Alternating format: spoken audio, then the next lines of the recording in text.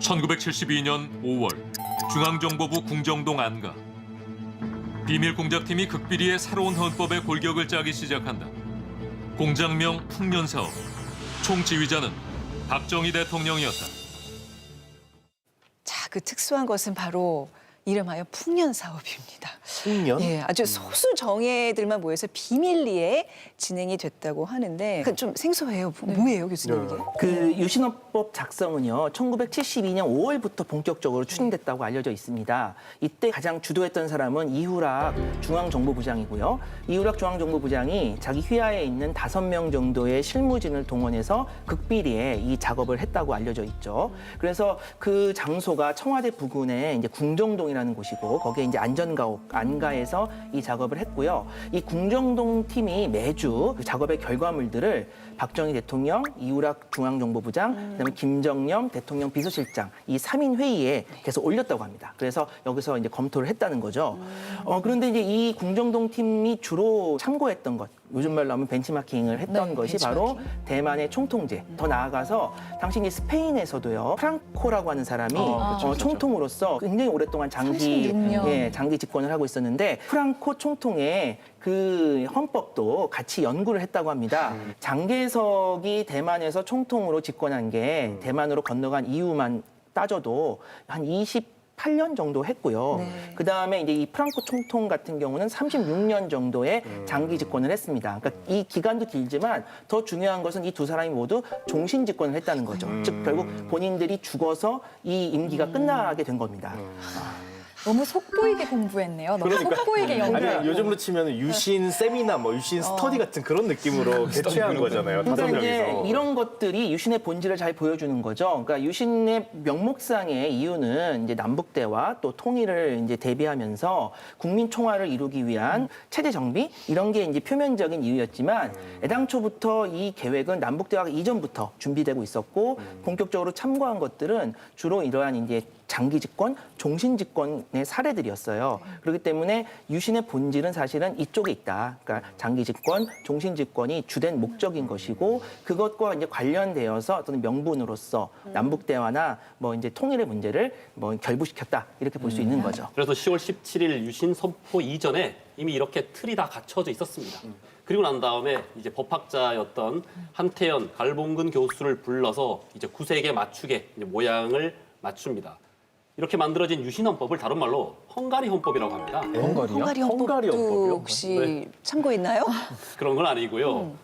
이때 이제 구색을 맞췄던 3인의 주역이 누구였냐면 한태연, 갈봉근, 그리고 중앙정보부장 이후락이었습니다. 이 세 명의 성을 따서 한갈이라고.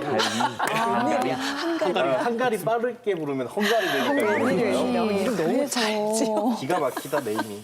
한국적 민주주의 굉장히 한국인으로서 기분 나쁘고 헝가리 헌법 이거 헝가리 사람들 상당히 기분 나쁘겠는데요. 헝가리 분들 죄송합니다. 네, 그런데 이 실무적인 그 일은 또 다른 주체가 있었습니다. 그때 실무진을 주도했던 사람이 바로 당시에 30대 초반의 젊은 검사 김기춘이었습니다. 지난 정권의 비서실장했던 김기춘 그렇죠. 같은 사람이에요. 와, 5.16 이때부터 장학회, 지금 정수장학회죠. 네네. 그 장학회 첫 번째 장학생이었다고 합니다. 아니 그래서 한태연의 증언을 보니 박정희 대통령이 이제 유신 전에 김기춘을 이제 프랑스로 보냈거든요. 그래서 그 드골 헌법 좀 연구시킨 거죠.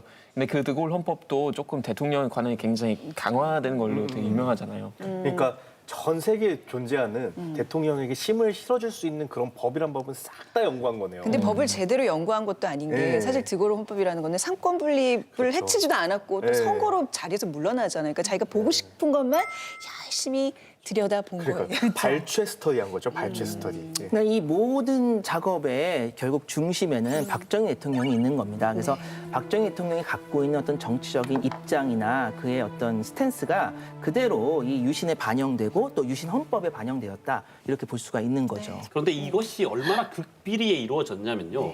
당시 국무총리였던 김종필에게도 유신 발표 사흘 전에야 알렸다고 합니다. 2인자였는데 당시. 그러게 말입니다. 그리고 알려준 이유도 김종필을 통해서 미국에 통보를 하기 위해서 알렸다고 합니다. 예, 그래서 비밀 해제된 국무부 비밀 전문을 보면요. 국무총리 김종필이 유신 선포 하루 전날 당시 주한 미국 대사 필립 하비브를 찾아왔다고 합니다. 그리고 찾아와서는 계엄령이 선포될 것이다. 그리고 국회가 해산하고 모든 정치 활동이 멈출 것이다라고 통보를 했습니다. 반응이 어땠어요?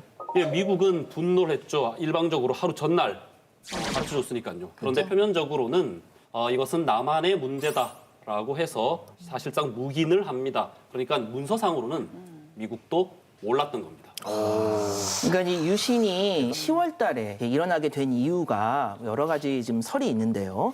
그 중에 하나가 지금하고 비슷해요. 지금 현재 미국에서 대선 때문에 시끄럽죠. 네. 그런데 이때도 미국 대선 기관입니다. 그래서 이 72년 10월에도 미국에서 대통령 선거가 있었고 이 대통령 선거의 모든 것들이 다 이제 집중되는 상황에서 미국 정부가 외교 문제에 깊이 개입하기가 쉽지 않았다는 거죠. 좀 소극적으로 대처하는 상황이었고 그래서 일례로 사실은 이 유신 3주 전에 필리핀에서도요 독재자인 마르코스가 계엄령을 선포해서 자신의 권력을 강화하는 친위 쿠데타 같은 것들을 또 일으키는데 여기 미국이 개입하지 않거든요. 이런 것들이 박정희 그 대통령에게 하나의 메시지로 다가갔을 수 있죠. 그러니까요. 근데 사실 미국은 민주주의를 수호하는 국가라고 본인이 이렇게 자처하는데 이거 약간 네. 너무 방조한 거 아니에요? 근데 이제 이 미국이 한국에 대해서 갖고 있는 입장은 두 개의 선이 있습니다. 하나의 선은 민주주의지만 또 하나의 선은 반공이에요. 미국이 생각하는 한국은 어쨌든 민주주의도 지키면서 반공도 고수하는 나라였으면 하는 거죠. 근데 이제 이게 등가가 아니에요. 이 두 선이 반공과 민주주의가 같은 가치를 갖고 있는 것이 아니라 훨씬 중요한 가치가 반공입니다. 저희는 이해가 된다, 이제 이렇게 말씀. 반공에 대해서만큼은 철저하게 좀 바라보는 면이 있는데 그러니까 민주주의는 그만큼 좀 유연하기 때문에 이런 상황에서도 결국에는 넘어갈 수가 있게 되는 거죠. 어떻게 보면은 진짜 천운이라고도 볼 수 있고 진짜 기회를 잘 잡았다고도 볼 수 있는 게 불과 3주 전에 필리핀에서 계엄령이 일어났고 그 시점을 놓치지 않고서 박 대통령 딱 치고 들어간 거잖아요. 그러니까 예방주사 맞은 거죠. 네, 정말 대단하다고도 볼 수 있고 관운이 좋네요. 그러니까요. 미국 대선 기간에 얼마나 또 이제 복잡한데 그때 딱 노려갖고 이거 치고 들어간 게 참 대단하다는 생각도 들어요. 네. 타이밍을 참 잘 본 것 같아요. 거기다가 뭐 2인자였던 김종필 국무총리도 몰랐고 정보력조차는 미국조차 이걸 몰랐으니 진짜 꼭꼭 숨기고서 한 방 진짜 터트려 볼 거야 이런 각오가 보여요. 그러니까. 진짜 대통령 그리고 하고 싶었나 봐 평생. 본인도 이게 되게 문제가 될 거라는 걸 충분히 의식을 한 것 같아요. 네. 이렇게까지 숨기는 거라면은. 그래서 주시했다. 근데 우리 전에 했던 그 핵개발 때 그때보다도 더 비밀 유지가 네. 강력하게 지금 그게 더 이루어지고 중요했어요. 그것보다 이게 더 중요한 거. 핵개발보다 그죠. 정권 어차피 유지가 전 더. 근데 그 제목이 좀 특이하거든요. 풍년 사업. 그래요, 왜 그래요. 풍년 사업이에요? 풍년. 뭐 박 풍년. 대통령도 자기 인생 이제 풍년이라서 그런 거. 이런 말 해도 되는지 모르겠는데 풍년도 X이다? 또 풍년이다.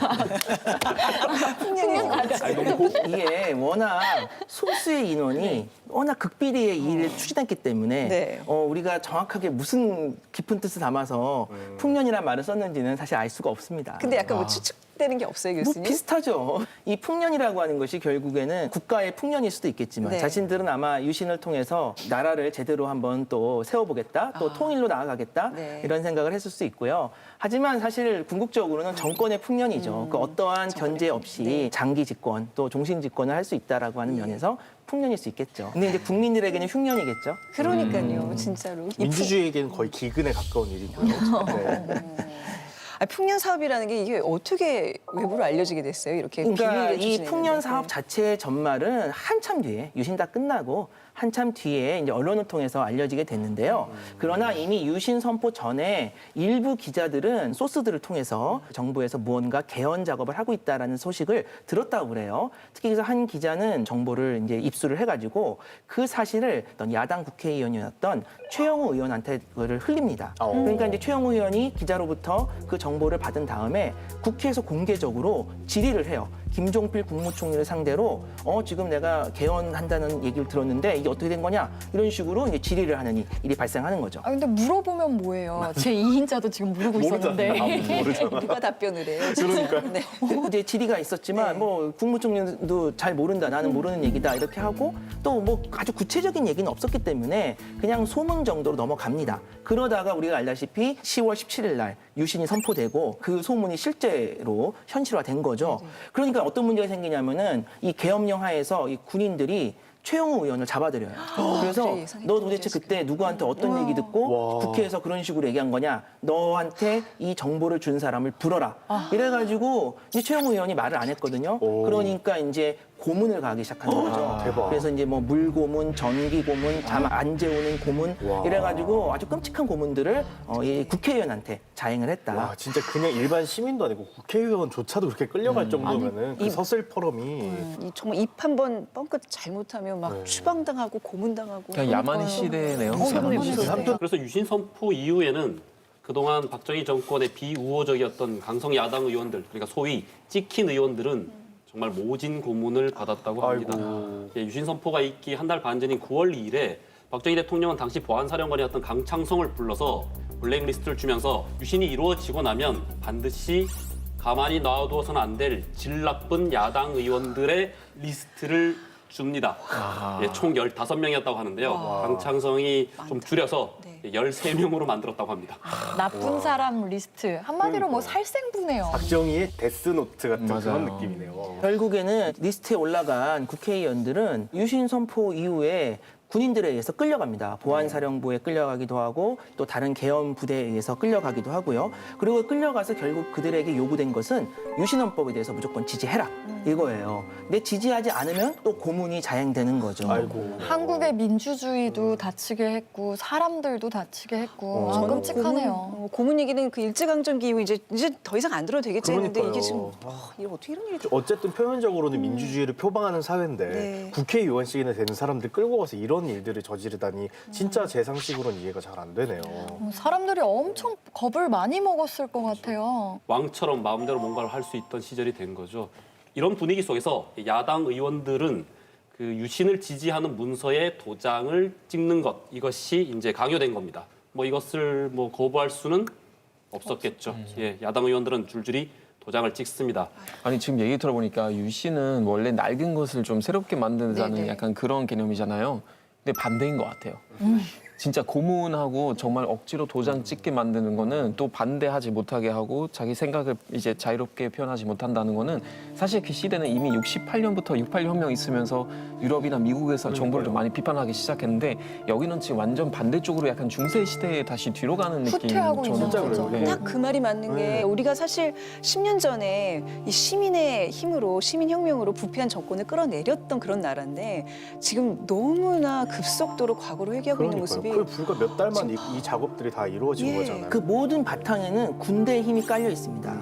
그러니까 유신은 결국 계엄령, 바로 군대를 동원한 것을 빼놓으면은 설명할 수가 없는 거예요. 공포와 폭력을 이용해서 후퇴시킨 것 같아요. 진짜. 고문을 불사하거나 아니면 찬성하거나 이 두 가지 선택지밖에 없는 거잖아요. 이거 국민들이 가만히 놔뒀을까요? 이 개정안 잘 살펴보면은 장기 집권을 위한 것이다 알 수 있는데 국민들의 반말도 분명히 있었을 것 같아요. 근데 당시 상황을 보면은 정말 좀 집착에 가까울 정도로 이 반대의 목소리가 절대 나올 수 없도록 여러 가지 조치를 취합니다. 고문하고 유신 지지를 강요했던 것에서도 우리가 알 수 있듯이 어떠한 반대의 목소리도 나오지 못하도록 막으려고 했던 것이 당시 이제 박정희 정부의 입장이었고, 그리고 여기에서 가장 또 많은 통제를 받고 또 많은 어떤 역할을 수행한 기관이 언론이에요. 당시 계엄령 하였기 때문에 유신 직후에는 아예 이제 군대에 의해서 계속 검열을 받습니다.